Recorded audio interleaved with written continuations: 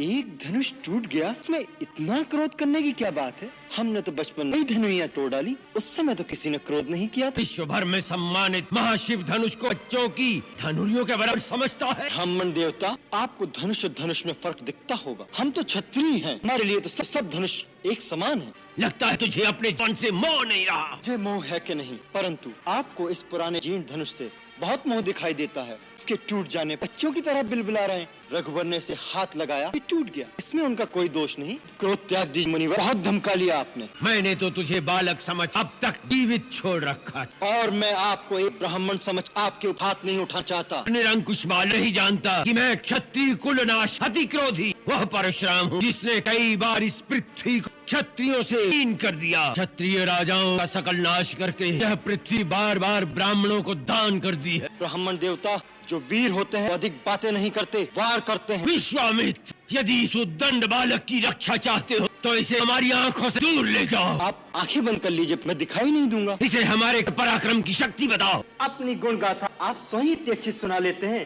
कि दूसरे की आवश्यकता ही नहीं।